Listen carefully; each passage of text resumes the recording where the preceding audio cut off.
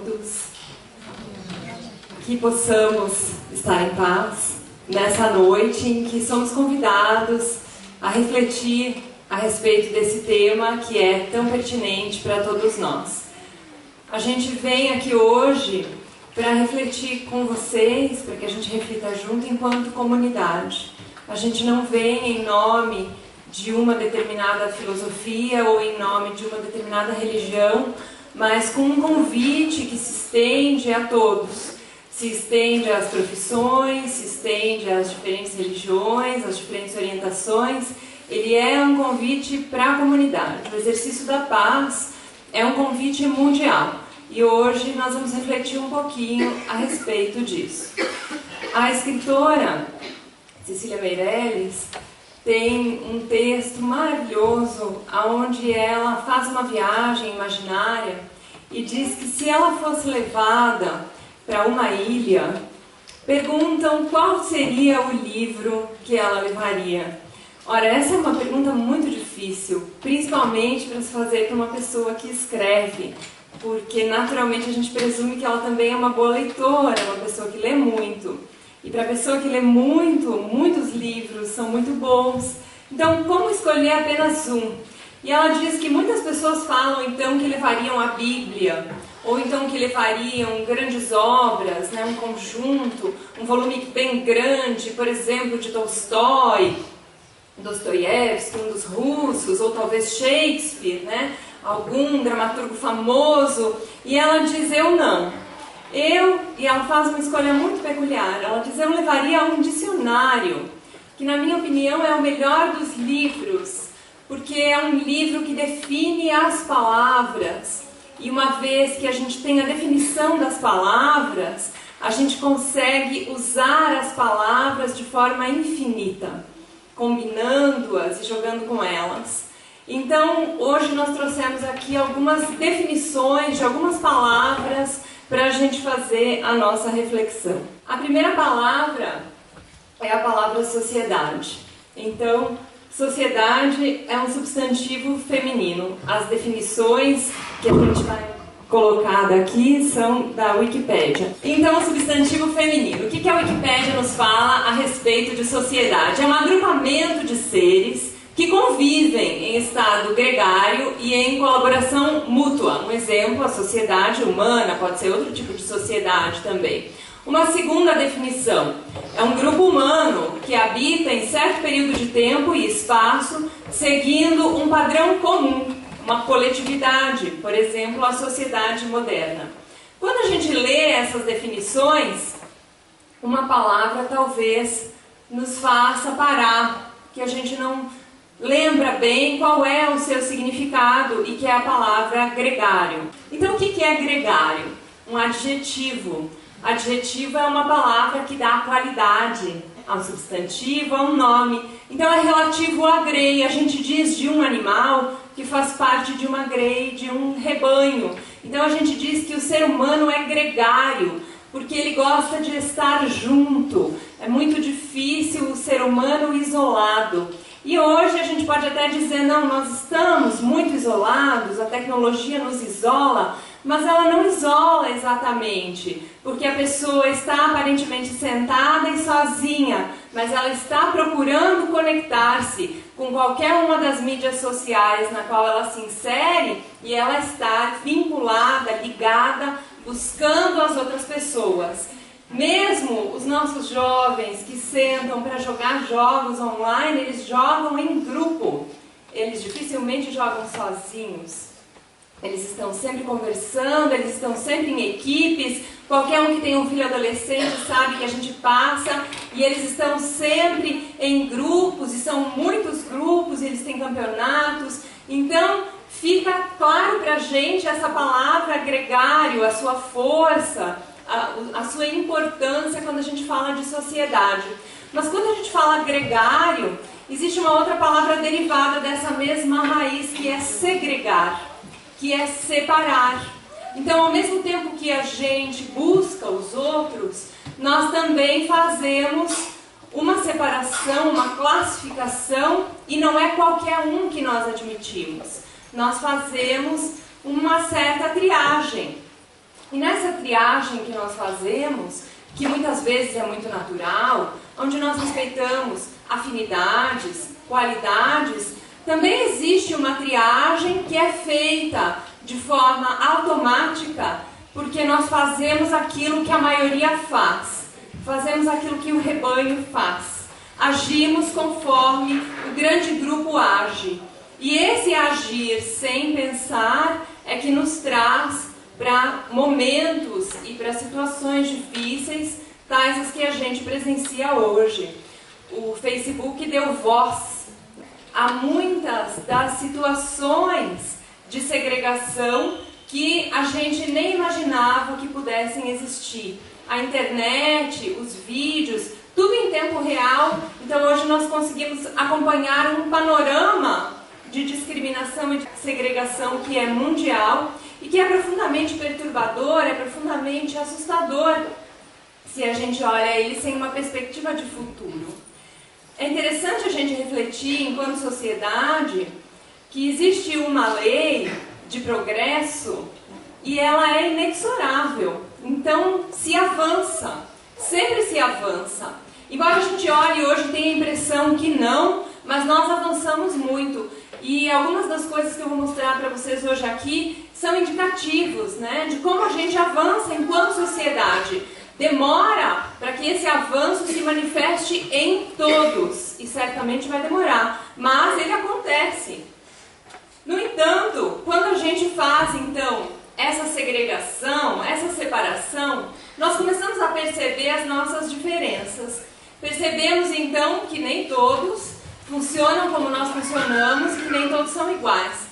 Desde as diferenças físicas, as diferenças psicológicas, as diferenças culturais, as diferenças de gênero, existem inúmeras diferenças. Então, quando a gente para olhar para as pessoas ao nosso redor, para o nosso entorno, essas diferenças saltam à vista e nos convidam a fazer alguma segregação, alguma separação.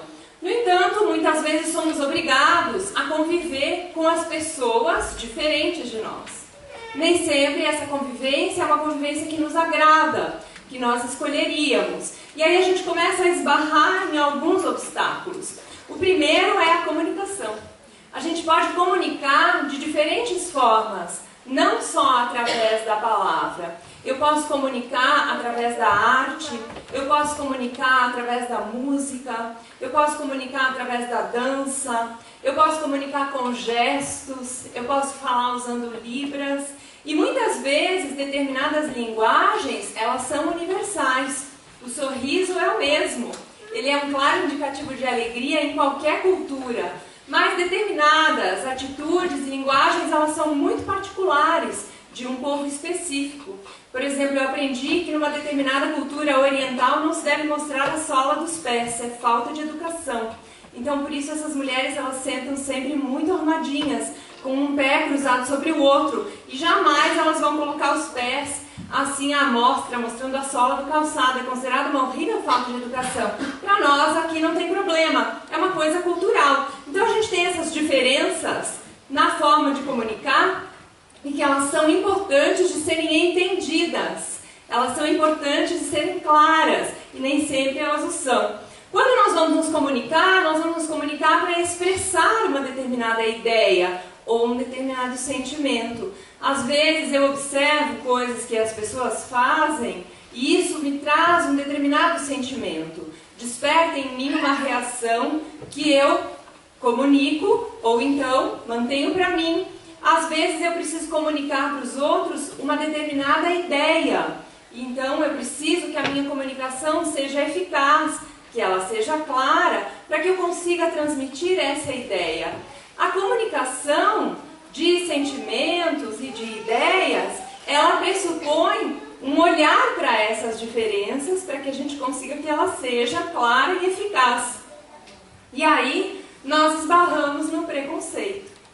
Muitas vezes, ao tentar comunicar uma ideia ou um sentimento, eu olho para o meu interlocutor, que pode ser uma pessoa ou pode ser um grupo, e o preconceito vai surgir barrando essa comunicação e criando ali um barulho, um problema. Então, a primeira reflexão que a gente faz é que a comunicação que passa pelo preconceito, ela já está fadada ao fracasso. Então, eu olho para a pessoa e eu digo, nem adianta falar, porque essa pessoa é do partido tal, porque essa pessoa é da religião tal, porque essa pessoa é isso, é aquilo. E meu preconceito traz a definição. Então, o que será que é preconceito? É um substantivo masculino. Qualquer opinião ou sentimento concebido sem exame crítico. Uma ideia, uma opinião ou um sentimento desfavorável, formado sem conhecimento abalizado, sem ponderação ou sem razão.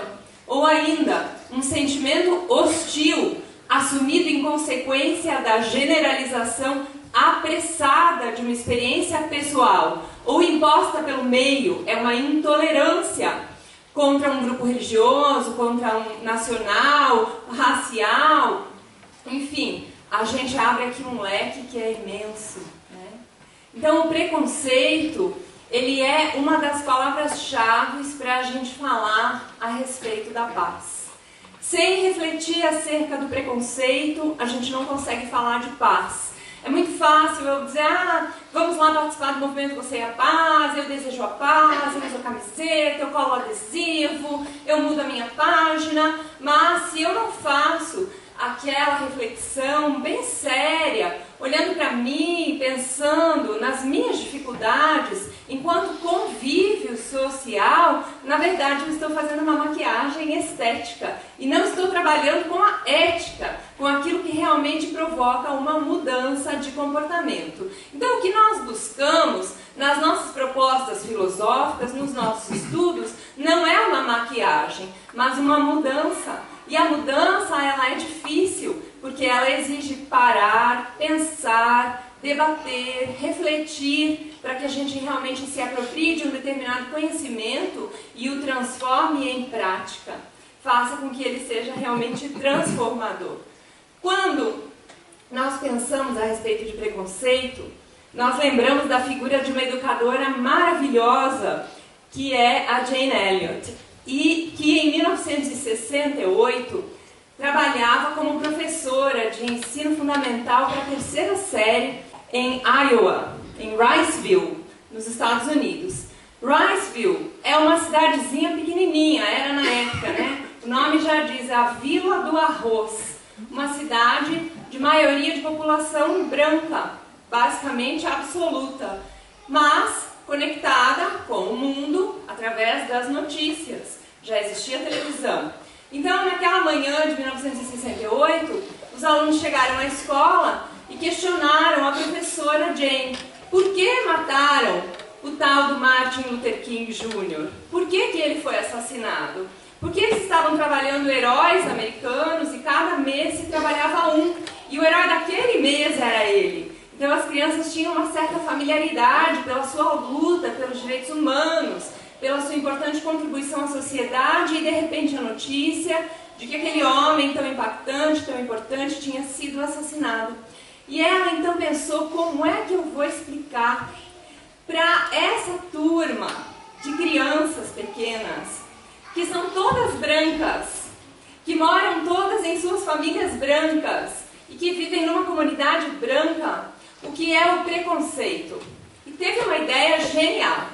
Ela falou, muito bem, eu vou propor a vocês um exercício. Vocês aceitam? Para que vocês entendam o que foi que aconteceu e do que é que nós estamos falando. E as crianças aceitaram. Então ela dividiu a turma em dois grupos. O grupo dos olhos castanhos e o grupo dos olhos azuis. E disse para as crianças, os olhos castanhos são inferiores. As crianças de olhos azuis, elas são superiores. Elas são mais inteligentes, elas são mais espertas, e começou a trabalhar com eles ao longo daquele dia, fazendo com que as crianças de olhos castanhos usassem um colar de cartolina ao redor do pescoço para marcar que elas eram diferentes, dando minutos a mais no recreio para as crianças de olhos azuis, elogiando as crianças de olhos azuis e criticando as de olhos castanhos. Você é muito lerdo, nunca vai aprender nada dessa maneira, vocês são todos iguais, são pouco inteligentes. E no começo, as crianças não tinham entendido qual era o exercício. Mas ao perceber a atitude da professora, elas também começaram a se comportar de acordo com o que ela estava propondo. Ela era a maestra e eles eram os músicos. Logo, as crianças de olhos azuis também estavam tratando seus colegas de olhos castanhos muito mal, dizendo que eles eram preguiçosos, que eles eram pouco inteligentes, que eles já tinham observado isso anteriormente em outras ocasiões, e assim foi transcorrendo o dia, né, de aula nesse exercício. Quando acabou, no dia seguinte, a professora inverteu os grupos e disse: agora, então, hoje, nós vamos fazer uma coisa diferente e a partir de agora são as crianças de olhos castanhos que são mais inteligentes, são elas que sabem mais, são elas que podem mais. E aí as crianças ficaram um pouco confusas. Como é que funciona isso? E ela disse: eu dei então a eles, ela conta no seu depoimento, uma explicação falsa. Porque eu senti que só eu dizendo que era assim, eles não acreditariam, as crianças não são burras. Então eu disse para as crianças que era por causa da melanina, que as crianças de olhos castanhos tinham mais melanina e por isso elas eram mais inteligentes, elas enxergavam melhor e o seu cérebro funcionava melhor. E aí logo então o jogo se reverteu. No entanto, aconteceu uma coisa curiosa. As crianças de olhos castanhos que tinham sido discriminadas no dia anterior, elas não conseguiam tratar os seus iguais de olhos azuis da mesma forma, eles não conseguiam ser tão cruéis, porque eles tinham a reflexão, a lembrança, né? Ontem me trataram assim, eu não gostei muito não, eu achei um pouco ruim isso. Então era um pouco mais difícil para elas repetir o tipo de discriminação e de atitude. No final do dia, ela encerrou o exercício, chamou todos os alunos e explicou, então, qual tinha sido a proposta. Conversou com eles, por que ela tinha feito daquela maneira e como é que eles tinham se sentido. Porque, antes de começar o exercício, quando eles falaram sobre o assassinato do Martin Luther King Jr., ela sentou e conversou com os alunos sobre preconceito e sobre segregação. Mas ela comenta, essa professora, eu falei e eles ouviram, mas eu senti que eles não foram tocados. Eu senti que eles ouviram, mas aquilo não fez sentido para eles. Então só falar não resolveu. Só falar não trouxe realmente uma ideia clara do assunto. Depois de terminar então o exercício, ela conversou como eles tinham se sentido. E as crianças conversaram muito sobre isso. E ela propôs, então, que eles escrevessem redações. E podia ter acabado aí a história. Essa história incrível, que até hoje tem um impacto muito grande, porque aconteceu que a professora resolveu mandar algumas dessas redações para o jornal da cidade. Eles tinham um evento e eles queriam alguns trabalhos das crianças e ela selecionou, porque as redações ficaram muito boas. O sentimento das crianças foi genuíno, a reflexão que elas fizeram foi muito verdadeira e ela mandou. E aquilo provocou um auê na pequena comunidade. Esse jornal foi vinculado em outros locais, chegou a outras cidades, né? E os pais se sentiram indignados. Como era possível tratar uma criança dessa maneira? E aí começou então para essa professora, uma jornada muito interessante. Porque ela se tornou não mais uma professora de ensino primário, mas uma professora de adultos. E começou a repetir esse exercício dentro das corporações, das grandes empresas, das grandes indústrias, a pedido dos seus chefes, que submetiam os seus funcionários, então, a participar com ela do exercício, para ver se através de uma reflexão era possível diminuir a discriminação, a segregação nos locais de trabalho. Era um assunto que nos anos 70, nos Estados Unidos, vinha ganhando importância, que era importante abordar-se dentro das empresas. Então ela começou esse trabalho, e esse trabalho foi crescendo, ele gerou um livro, ele gerou um documentário, que gerou outro livro, que gerou outro documentário, e até hoje essa mulher é convidada a falar em todos os programas, quando se quer falar de racismo, de segregação, programas famosos, e é considerada pelos estudiosos de educação como uma das pessoas que tem um trabalho mais impactante. Seu trabalho é considerado um dos mais impactantes para levantar essa percepção do que é o racismo na sociedade. A oportunidade de assistir esse documentário, que se chama Olhos Azuis, ela é muito boa. Ele está disponível, se não me falha a memória, no YouTube. Eu assisti há uns anos atrás, na TV, né, esses horários maravilhosos, à 1h, que eles passam essas pérolas assim pra gente assistir. Então, uma época em que eu costumava assistir um pouco mais de TV, eu peguei casualmente esse documentário passando. E é de pasmar o que as pessoas passam durante 15 minutos sendo tratadas de forma preconceituosa, sendo tratadas de forma agressiva num exercício, e elas não conseguem superar. Mas não conseguem, ou demoram para perceber, que inteiras etnias, inteiros grupos gregários, que foram tratados assim a vida inteira, não conseguem entender, então, da onde vem tanta raiva? Da onde vem essa agressividade? Da onde vem essa dificuldade que eles apresentam? Não conseguem fazer essa ponte. Então, para nós hoje, enquanto sociedade, se a gente já consegue entender o que é vivenciar um preconceito e consegue refletir como as crianças, eu fui tratado assim, então não vou repetir a experiência com o outro, porque eu sei o que é, eu sei como dói, eu vou fazer diferente. Nós já estamos melhorando. Nós já temos um progresso diante de nós já temos uma contribuição a dar.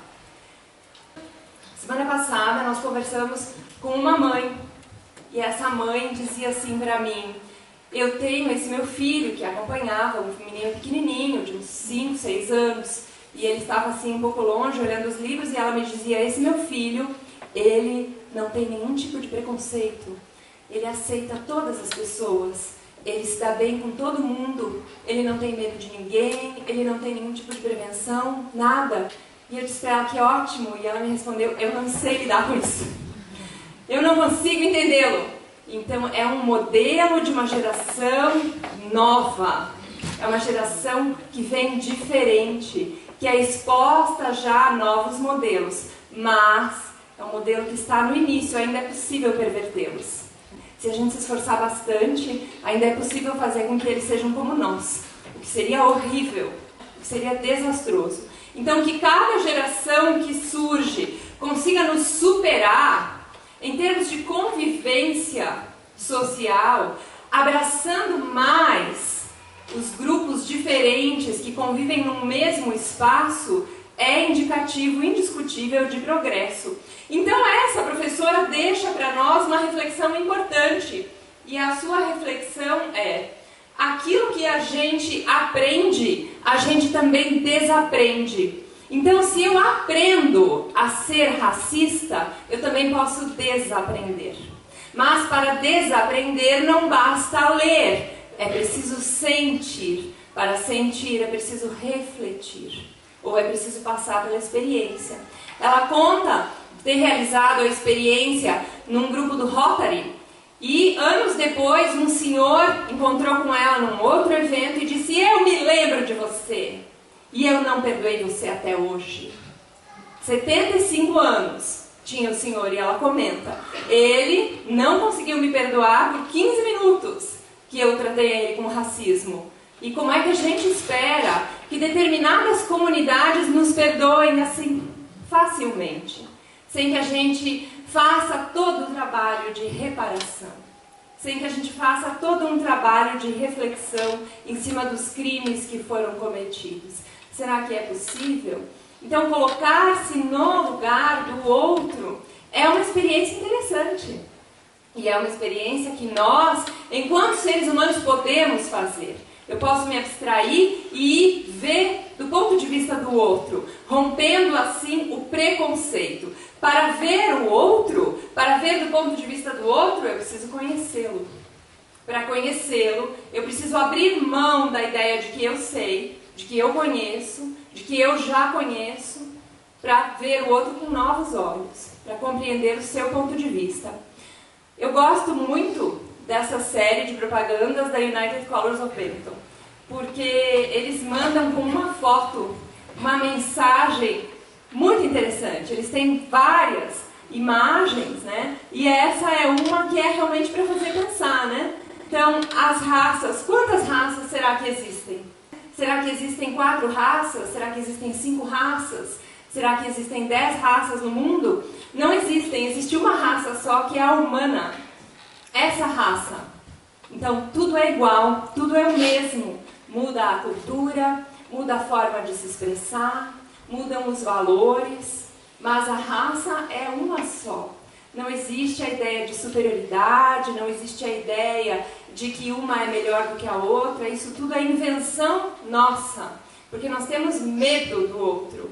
Mas nós temos medo do outro porque nós não nos conhecemos e temos medo de nós mesmos, né? Diz que o mal é uma porta que a gente abre do lado de dentro. Uma frase de um escritor.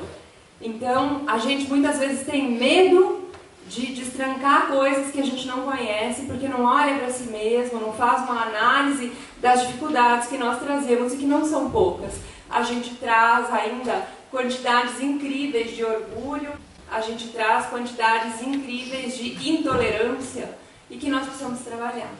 Então a gente apresenta ali a proposição oposta, né? Ao preconceito, que seria a tolerância. É um substantivo feminino.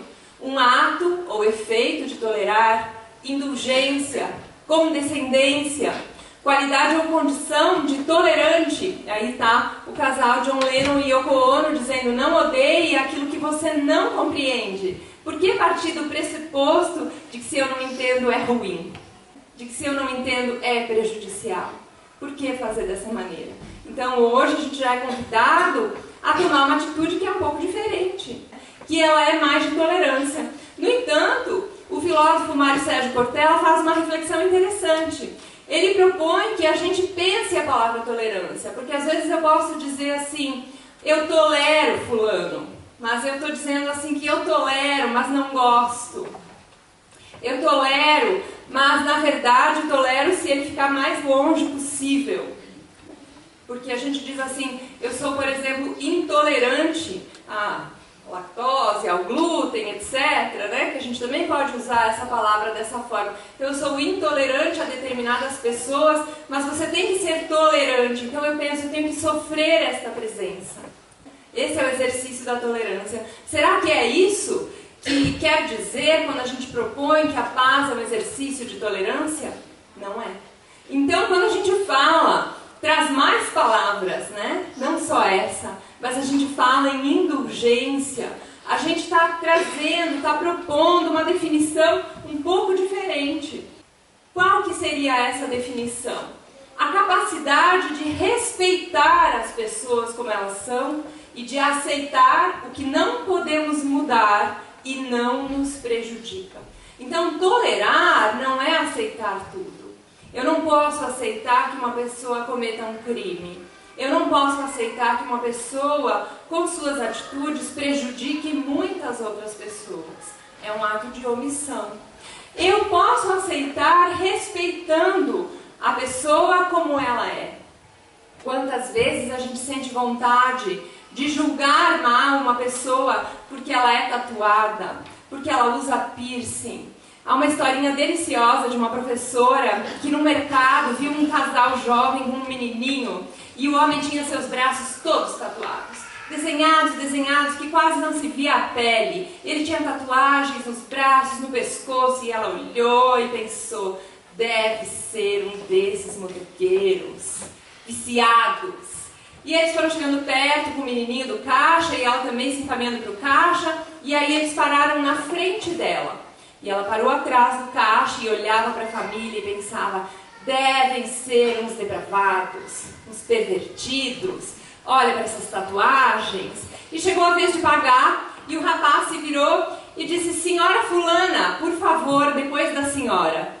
E ela disse: não posso, né? Você, por favor, passe na frente porque você chegou primeiro. Não, mas eu aprendi a sempre respeitar os mais velhos. Por favor, faço questão que a senhora passe na frente. Quem lhe ensinou tanta educação? Perguntou ela. Foi a sua mãe? Não, foi a senhora da segunda série. Então ele tinha sido aluno dela. E, pelo visto, um bom aluno, e ela uma boa professora. Nós julgamos com base em imaginações que nós erguemos na nossa mente e que não estão corretas. Na maioria das vezes elas estão incorretas e elas segregam, elas são preconceituosas. Mas se a gente aprende a pôr um filtro, esse filtro que ele custa um pouco para ser ativado, né? Às vezes ele é que nem as redes, assim, ele está buscando, de repente pega a rede. A gente pega o filtro, eu me lembrei, então eu não vou julgar com base em coisas que não são fundamento. Não são fundamento do caráter de uma pessoa, a maneira como ela se veste, a maneira como ela se coloca, ou o seu emprego, ou a sua situação social, ou a sua cor. Nada disso é base. Então, para respeitar as pessoas como elas são, aceitar o que nós não podemos mudar, também é um item interessante. Porque às vezes a gente acha que é salvador dos outros. Porque eu tenho a minha religião, porque eu tenho as minhas crenças, e a gente acha que está com a razão, que nós estamos certos, somos cheios de boas intenções. Igual o diabo, né? Cheio de boas intenções. A gente quer ajudar, mas a gente quer ajudar mudando. Mudando quem? Mudando o outro. Quem é a única pessoa que nós podemos mudar neste mundo todo? É nós mesmos. Exatamente. Eu não posso mudar o outro, somente ele tem esse poder. Então eu vou aceitar aquilo que eu não posso mudar e que não me prejudica. É uma definição interessante. É uma escritora europeia que nos convida a fazer essa reflexão em torno da palavra tolerância. O documento A Carta da Terra, que é um documento coletivo maravilhoso, ele fala em promover uma cultura de tolerância, não violência e paz. Estimular e apoiar o entendimento mútuo, a solidariedade, a cooperação entre todas as pessoas, dentro das nações e entre as nações. Implementar estratégias amplas para prevenir conflitos violentos e usar a colaboração na resolução de problemas para manejar e resolver conflitos ambientais e outras disputas. É interessante essa palavra que o documento sugere das estratégias. Na Espanha, existe um caso bastante sério, assim como em outros lugares do mundo, assim como aqui entre nós, de segregação. Há um movimento de repulsa em relação aos ciganos. E o pessoal não gosta, e fala mal, e xinga, e etc. Então, umas organizações promoveram uma pesquisa nos sites das redes sociais a respeito de determinadas postagens de notícias que recebiam os seus comentários. E eles descobriram uma coisa bastante interessante, que quando se dá uma notícia, por exemplo, né, nós podemos até mudar da Espanha e pegar um exemplo recente aí dos Estados Unidos. Polícia atira em homem negro sem motivo aparente e assassina. Policiais assassinam homem negro sem motivo aparente. Notícia de ontem. E aí essa notícia vai para a internet, no site de jornal, e as pessoas começam a comentar embaixo. E aí sempre tem aquelas pessoas que têm a sua posição muito clara, né? É porque a fulana é da cor não sei o que e merece morrer. E você vai argumentar o que com essa pessoa? É difícil argumentar com ela. É uma pessoa que já está com opiniões fundadas no ódio, então ela abre pouco espaço para reflexão. Quando a gente se permite dominar pela raiva, a gente fecha as funções superiores do cérebro, ativando apenas a área reptiliana, né? E assim a gente fica mais ligado com esses reflexos de fuga, com adrenalina, a defesa, né? Então quando a pessoa se deixa dominar pela raiva, ela não tem mais condições de pensar. Então a gente deve tratá-la como a gente faz com os animais, né? Né? Assim, com muita calma, porque não adianta usar palavras nessa hora. Ela não vai conseguir ouvir e aprender o sentido. Isso vale para qualquer um de nós quando a raiva nos tomar. A gente sabe que esse é um momento onde a gente não consegue raciocinar, é uma coisa que a ciência comprova. Mas também nos sites de discussão do jornal, existiam aquelas pessoas que não sabiam bem o que pensar sobre o assunto, e que são a grande maioria. Eles não têm muito claro, né? Será que essa notícia é uma notícia ruim? Ela é perturbadora? Será que a polícia estava certa? Não estava? Eles não têm muito claro. Então, o que a pesquisa descobriu? As pessoas que são tolerantes, as pessoas que são, vamos dizer assim, pró-paz, né? As pessoas que têm uma visão mais ampla das coisas, elas não se manifestam.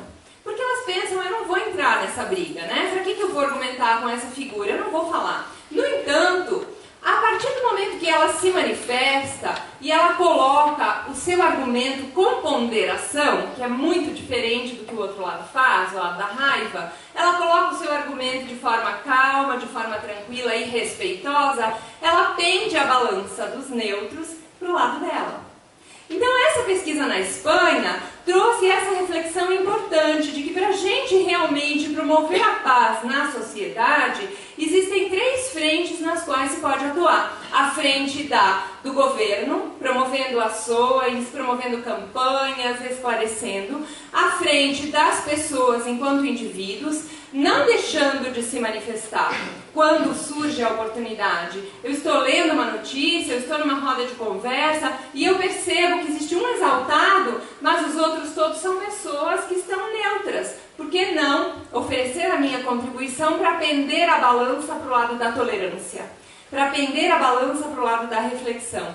E enquanto organizações da sociedade, organizações não governamentais, promovendo iniciativas, né, de campanhas, de conscientização, ou como o nosso movimento Você e a Paz. Então, olha a validade da gente reunir pessoas para refletir sobre tolerância, para a gente refletir sobre paz. Porque às vezes a gente diz assim, há mais 10 anos já que a gente se reúne, que a gente senta, que a gente vai escutar, e será que isso tem algum impacto? Será que muda alguma coisa? As pesquisas mostram que sim, que muda, mas não basta só aqui. A palestra faz parte, qualquer palestra que aborde esse tema, de um movimento constante, no qual a gente deve estar inserido, fazendo a nossa atividade, fazendo a nossa parte. A Carta da Terra diz ainda que nós devemos então somar forças para gerar uma sociedade sustentável global, baseada no respeito pela natureza, nos direitos humanos universais, na justiça econômica e numa cultura de paz. Veja que é um documento que não tem partido, que não tem filiação religiosa, nem nada, né? E é um documento dos quais o próprio Leonardo Boff fez parte. E ele diz assim, da sua elaboração, as sociedades devem se organizar de tal maneira que todos possam, por direito, se sentir incluídos. Essa é uma frase muito impactante, na minha opinião, porque todos, não é alguns. Não é só os concordienses, não é só os descendentes de alemão, nem só os italianos, nem só os brancos, nem só os ricos, mas todos. Então, quando a gente pensa na nossa sociedade, aqui no sul do país, feito propaganda, que nós somos um lugar ótimo para morar, e daí vem as pessoas, então, do Nordeste morar aqui. E como é que nós olhamos para elas? Como é que nós as tratamos? Vêm de outros países para morar e trabalhar aqui, trazem suas famílias. E como é que nós olhamos para essas pessoas? E como é que elas são tratadas? Como é que elas são acolhidas dentro da nossa sociedade? Porque só seremos realmente uma concórdia, um local de concórdia e de paz, se todos se sintam incluídos, independente da orientação sexual, da orientação religiosa, da orientação política, independente. Então, para chegar aqui, quanto nós ainda temos que caminhar? Há um filme muito interessante do cineasta Ian Arthur Bertrand. Ele está disponível para que se assista gratuitamente na internet, ele doou todos os direitos, não precisa ser uma versão pirata de nenhum site aí de conteúdo duvidoso. E é o filme Humano. E nesse filme há o depoimento desse rapaz, que foi uma coisa que me chamou muito a atenção. Ele é um filme de vários depoimentos que falam da condição humana. Então é um convite para a gente, se quer conhecer melhor o outro, se quer conhecer melhor os outros povos, a gente se informar. Quando ele fala da condição humana, esse rapaz é um rapaz que está preso. Ele é um presidiário. E ele diz então, quando eu era pequeno, O meu pai me batia, o meu padrasto me batia às vezes usando cabides, às vezes usando cintos, me batia, e quando ele me batia, ele me dizia: dói mais em mim do que em você. Eu estou fazendo isso porque eu te amo. E então esse rapaz cresceu, passou toda a sua infância sofrendo isso, e ele diz: eu acostumei a associar a ideia de amor à ideia de o quanto de dor você podia aguentar. Então, para mim, era uma associação muito clara, que se a pessoa me amava, ela tinha que suportar o sofrimento. Então ele se tornou um homem violento, e aquilo foi escalando a ponto de cometer o pior tipo de violência, que foi assassinar uma mulher e uma criança. E por esse crime, ele estava na cadeia. E ele conta então: foi só quando eu cheguei aqui, a um lugar totalmente desprovido de amor, a prisão, que eu comecei a refletir a respeito dessa minha visão do amor. E percebi que eu estava equivocado. Mas aconteceu uma coisa, ele diz: eu conheci uma mulher. E nesse ponto, ele se emociona no seu relato e começa a chorar. Ele diz que conheceu a Agnes. E a Agnes, ele disse, olhou para mim e viu, além da minha condição de homem, de presidiário, de criminoso. E ela me ofereceu amor. E a gente pensa: quem será essa Agnes, né? Que legal, uma mulher, uma pessoa que vai à prisão, mas o que ela está fazendo na prisão?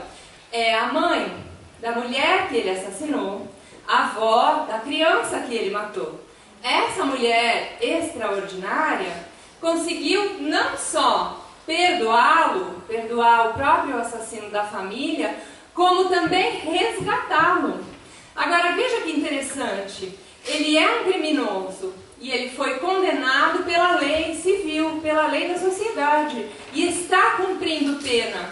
Então, tolerar não quer dizer aceitar tudo. Ele está preso, ele está cumprindo pena e ele está fazendo as suas reflexões. No entanto, ele encontrou um acolhimento, uma tolerância, mesmo tendo feito um dos piores crimes, na figura dessa mulher que teria tudo para odiá-lo e, no entanto, soube amá-lo. E oferecendo a ele amor, mostrou para ele o que era o amor de verdade. E ele conta isso e chora. Essa história me impactou muito, porque eu acho que é um exemplo do que nós somos capazes enquanto seres humanos. De transcendência. Transcendência de crimes, transcendência de ódios, transcendência de limites. Uma senhora, a gente não sabe se ela é erudita, se ela tem PhD, se ela é rica ou se ela é pobre, nada disso ele conta. Mas que ser humano fantástico. Então, nessas horas, a gente sente assim uma coisa linda, né? De fazer parte de uma raça que seja capaz desse tipo de gesto no mar de lama que nós ainda convivemos. Então é possível enquanto sociedade, é possível enquanto indivíduo fazer sim exercício da tolerância e, quando a situação é mais extrema ainda, do perdão. E assim a gente criar um ambiente de mais paz. Então, para encerrar, a Carta da Terra termina dizendo: reconhecer que a paz é a plenitude criada por relações corretas consigo, com os outros, com as outras culturas, com as outras vidas, com a Terra e com a totalidade maior da qual somos parte. Que possamos, enquanto sociedade, atingir esse nobre objetivo é o nosso desejo. Muito obrigada.